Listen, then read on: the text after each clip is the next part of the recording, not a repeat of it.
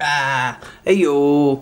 I just wanted to make another video about Sun and Moon, Pokemon Sun and Moon, because I'm so excited about the new forms. How do we look at the Chinese leak documents that were going around the internet a while ago, and I'm intrigued. I like the idea of the new forms. That's the reason I'm doing this video, really, the new forms, because it seems to me that Nintendo know already, straight off the bat, that a lot of people are going to go into these games and they're going to want to play as the old Generation 1 Pokemon. I know I will.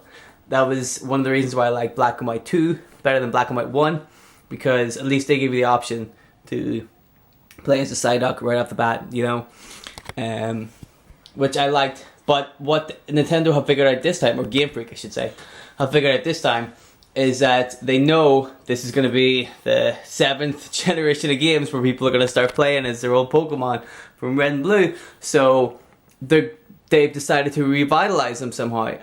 Probably not all of them, but a lot of them seem to have new forms and new typings, which is very interesting. It's a good way to get people not only to play as some of the old Pokemon that they wouldn't usually play as, maybe like Sandslash and Sandshrew, but also a good way to get those old school fans like me really interested in this game, because it changes everything. It changes all the tactics you thought you would have had. Now, when you play the game and you get a Sandshrew, it's no longer a ground type, so you got to change up your game plan, and that's a really good idea to get people who thought that they were comfortable with what has already been established 20 years ago, and to shake that up.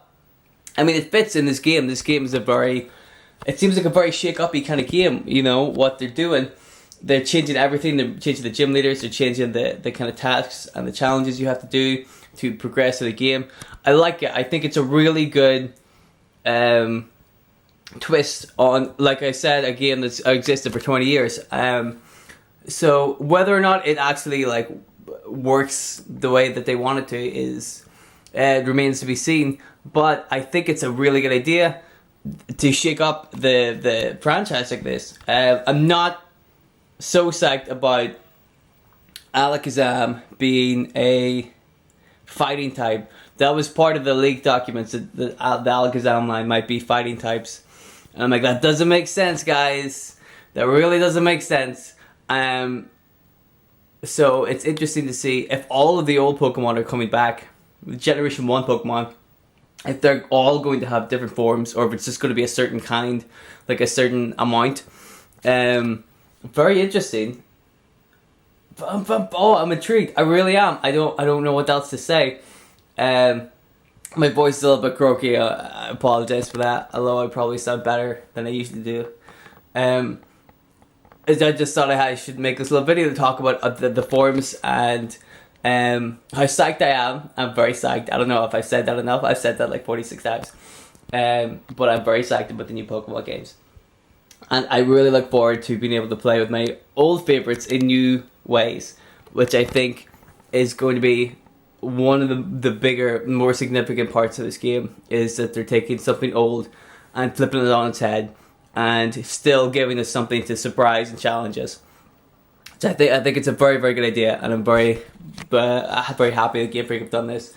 Some people might see it like they're messing with like the older Pokemon and messing with the formula that works.